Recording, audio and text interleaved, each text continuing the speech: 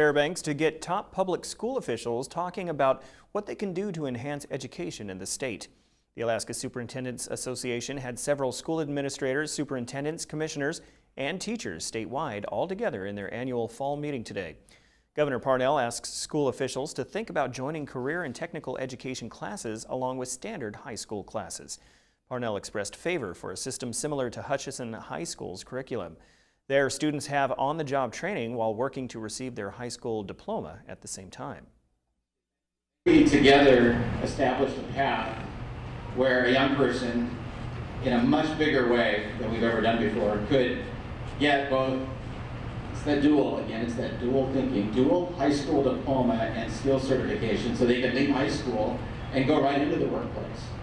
What if they could graduate from high school and have their associate's degree when they come out of high school?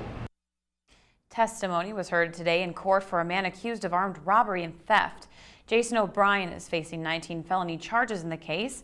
Judge Bethany Harbison heard the testimony before imposing a sentence. O'Brien allegedly stole thousands of dollars from his grandparents and robbed a woman at gunpoint in the Red Fox parking lot in January. Investigators scanned over 2,000 texts from O'Brien's phone that show he was dealing heroin and planning to commit other violent crimes. Family members today asked the judge for leniency in his sentencing.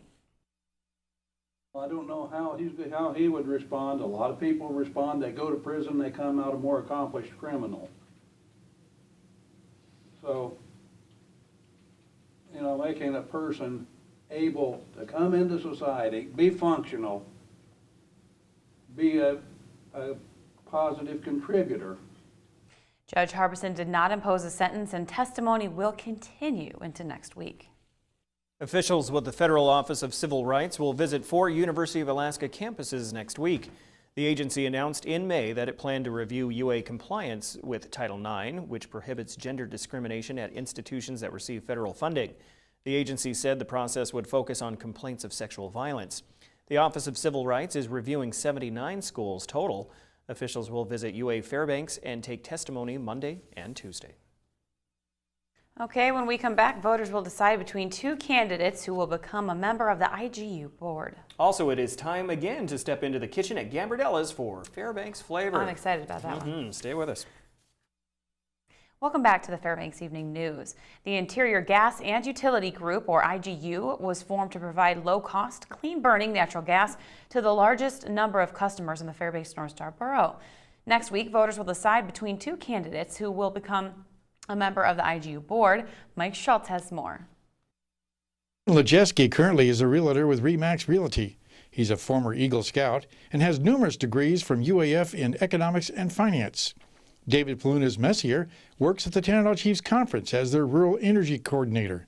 He also has a passion in the energy field, and he has a number of degrees in the business field. I asked both of them why they were running for this position with the IGU. Strong energy background, and I've got a real passion to see this project move forward and to, make it easier to build the economy in this community and to lower the cost of energy so folks stop moving out and stay here in town. I'm running for the IGU because some folks asked me to. And so when I was running, and actually I'll talk a little bit about what I did before, it ended up being a very there were some tight decisions made with small amounts of time. And so I put my name down first to run, and no one else had. I believe it was Wednesday, and the filing deadline was Friday. What are each one of the candidates' qualifications? Why would you want to vote for them? My qualifications are educationally. I have a bachelor's degree in finance from UAF. And then I followed that up with a master's degree in resource economics from UAF. And that's very relevant because no one else has, to my knowledge, someone's going to tell me if I'm wrong here, but to my knowledge, no one else has a economics degree, or especially a master's degree in resource economics, on the board of directors. We do have other people with good backgrounds, and I think it's good to have a diversity of backgrounds on that board. So I'm going to be able to bring a new perspective that is not currently there. And a very important question, what would be their first priority if they are elected to the position? I've been working in the energy field for about the last 5 years, helping try to lower the cost of energy out in rural communities. And so it's not just an interest of mine, it's not just something that I've been doing, it's a real passion. I also have a small business that's focused predominantly on helping business owners in town and homeowners lower the cost of energy. So I've got a number of qualifications. I'm passionate about the project. I want to make sure there's never any forced hookups from the utility, and I want to make sure they're not intruding into people's personal lives, their property rights, etc. With all the controversy surrounding the concept of getting natural gas into the interior and the borough, it is important to have the right people in place. And that is up to you, voters. Mike Schultz reporting. And we welcome back Lisa Gambardella for another run of Fairbanks Flavor. Buonasera. Welcome to Fbx Flavor. I'm Lisa Gambardella, and this is my kitchen downtown at Gambardella's Pasta Bella. Today we're making a delicious dish called chicken Tuscany. Got some olive oil in the pan and some fresh garlic. Make sure that pan's hot to start with. Woo, look at that sizzle. Looks delicious. I'm going to add some pre-cooked chicken. This dish goes very fast if you have all your ingredients ready. Some fresh spinach, like a stir fry. I'm going to add some chicken stock, homemade if you can.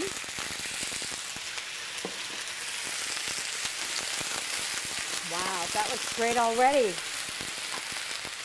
Okay, some white beans. You know, a great shortcut to this is buy some white beans at the Co-op Market on Gaffney. If you don't want to cook your own, this dinner is this fast. We have some beautiful Kennebec local potatoes in there. Wow, this is hearty, healthy, delicious, and local. You're gonna love it. Got some beautiful rosemary from Basically Basil, also available at the Co-op Market. Oh wow, that smells so good already. It's amazing when a dish this fast can smell this good. Oh, you're gonna love it. Make it at home or come to Gambardella's and we'll make it for you. See our recipes at webcenter11.com. Buonasera. And shop at the Co-op Market. Brought to you by Gambardella's Pasta Bella. That looks so good.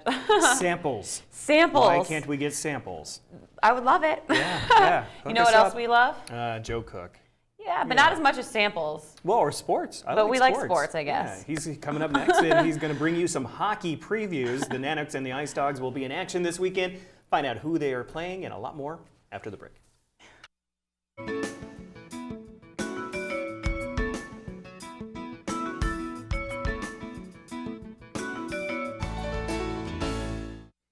Hey, Interior Alaska, Joe Cook here to Sports Seat for you this evening, bringing you some Thursday sports. After last week's entertaining Blue Gold game, the Alaska hockey team will finally see different colored jerseys on the ice, purple ones in fact. The Nanoks will invite the Western Ontario Mustangs into the Carlson Center this Friday night for an exhibition game. The Mustangs, who sport purple and white jerseys, come in with a 2-1 record in their first 3 exhibition games. The Mustangs are led by Clark Singer, who enters his 14th season as bench boss. The Stangs went 24-10 and won 20 games in the Ontario University Athletic League. Alaska has had major success in exhibition games with teams from Canada. They've scored at least 6 goals in these exhibitions since 2009. UAF will also try to put on a good show for their fans and start building some on-ice chemistry before next week's Kendall Hockey Classic in Anchorage. I'm glad we get the one game. You know, I know some schools that don't play the Canadian school game, but you know, I think it's a good opportunity for us to, you know, go through our game routines and get out there and compete, and you know, and then, like you say, it's a quick turnaround, and all of a sudden, you know, that one's behind you, and you got Wisconsin and Maine and Penn State and Air Force before you even start the WCHA. So it's the preseason's, you know, every game's important here. They all got to count, and you know, we got to make sure we make the most of our opportunities here early in our non-conference schedule. The Golden Heart City's junior hockey program, the Fairbanks Ice Dogs, will finally be in the Big Dipper this weekend. The Ice Dogs have been on the road since their season started on September 12th. They've gone 2-5-1 in their first 8 games. Fairbanks will host the Bismarck Bobcats on Friday and Saturday night. The Bobcats hail from North Dakota and out of the Central Division. Bismarck is 3-3 so far and are led by Cullen Wilcox. He leads the team in goals and assists with 8 points. Goalie Alex Bitsakis is allowing just 1.6 goals in 3 games and has a 2-1 record. The Ice Dogs are a bit banged up, missing 5 top players due to injuries, including Todd Burgess and new sensation Jesper Oval, but returners Jacob Hetz and Chandler Madry both have 10 points for the Banks, which is 4th in the NHL. The Dogs participated in practice this week, and they were in the newly renovated Big Dipper for the first time. It has a fresh sound system, new flooring, and wall design. The new players were reminded of last year's success from the new championship banners that are hanging from the ceilings. Veterans know the home crowd will play a big part in helping the team get back to their winning ways. Yeah, definitely. The fans help us a ton. I mean, they give us a ton of energy, and we're ready to play when we're here in our barn. Yeah, I was here last year for the championship, and it was crazy in here, so I'm really excited to see what it's really like on the ice. Our penalty kill hasn't been great, and it's mostly our decision making when we have the puck on our stick, just putting ourselves in bad situation, and our goaltenders need to come up with some more big stops. I definitely think we need to be better in the defensive zone. We're a little weak there right now, but I think if we limit our turnovers and work hard defensively, we'll start winning games, and we'll be back to the team we were last year.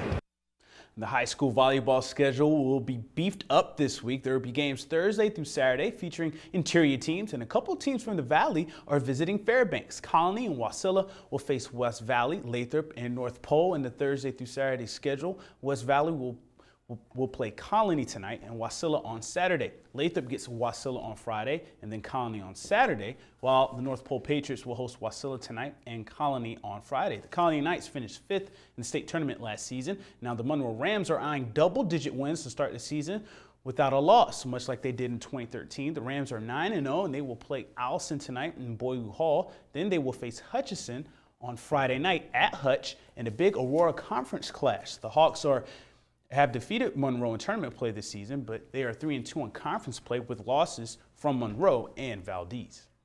Last night in flag football, North Pole hosted West Valley Wolfpack in their final matchup of the 2014 inaugural season. The Wolfpack came back from an 0-6 deficit and won 14-8. Olivia Shellikin scored a touchdown and also had a 2-point conversion. Riley Baumgartner, the freshman, added a touchdown and an interception for the Pack. The Wolfpack have won 7 straight, and they are 7-1, while North Pole is now 4-4.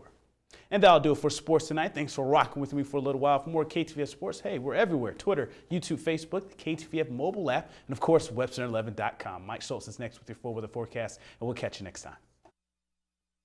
Hey everyone, welcome back into the Fbx Evening News. Mike Schultz with you once again. Not a bad day across the interior.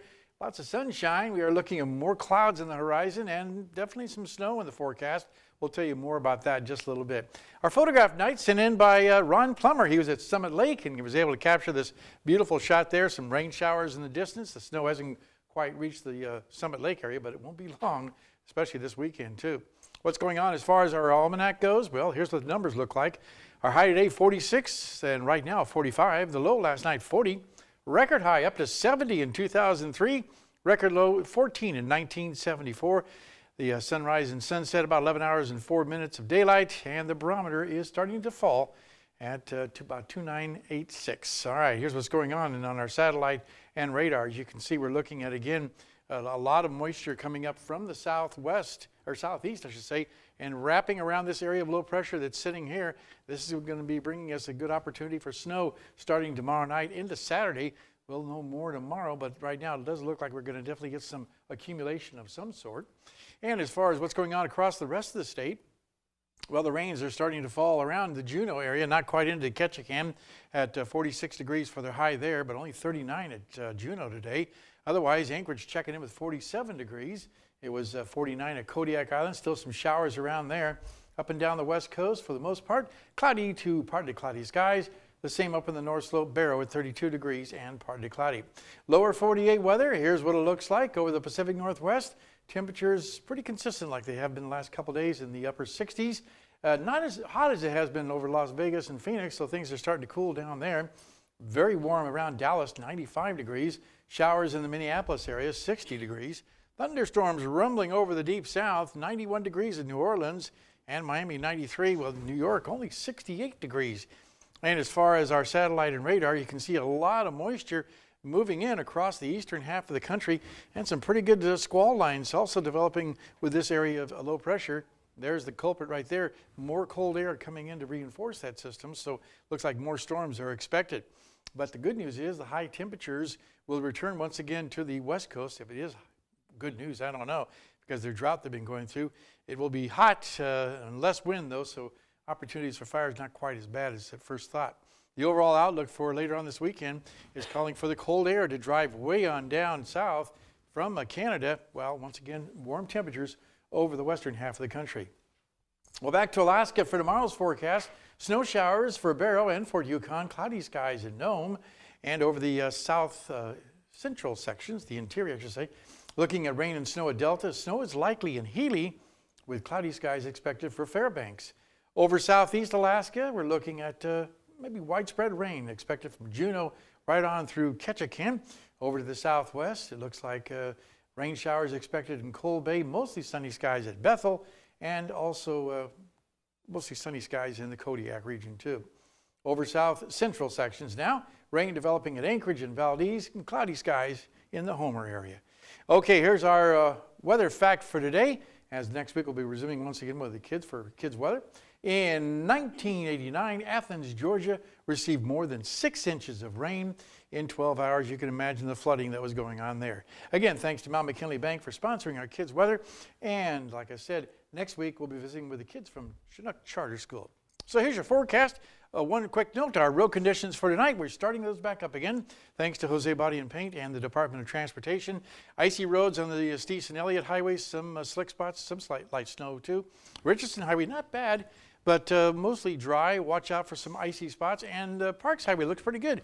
Roads are in good condition, maybe some ice in the shadow areas, so keep an eye on that. And as far as our forecast for tonight, here's what it looks like. Increasing clouds, a little cooler, 30 degrees for the overnight low. Tomorrow's forecast, cloudy skies, snow developing by evening, 40 degrees, and the extended forecast, as you can see here, looking at snow on Saturday and maybe some snow showers on Sunday and Monday, maybe even a Tuesday with partly cloudy skies after that. Temperatures will definitely cool down as the cold air moves back in from the northwest. Overnight lows dropping down to the teens to mid-teens by Monday night and Tuesday night. Oh boy, Yeah. Snow. Say it ain't snow. The first teens we've seen for this year. Yeah, so, absolutely, that too. Yeah. Yeah, well, interesting. And you're going to miss all of it. Just for a little bit. Yeah, just for a little bit. Just for a little bit. weekend getaway. I'll be in the sunshine, guys. I'll be All right. thinking of you when I'm soaking it I'm up. sure you will be. Yeah. Very good. All right, so we have run out of time. So on behalf of all of us All here, of us. we hope you have a great night, and we'll see you back here at 11.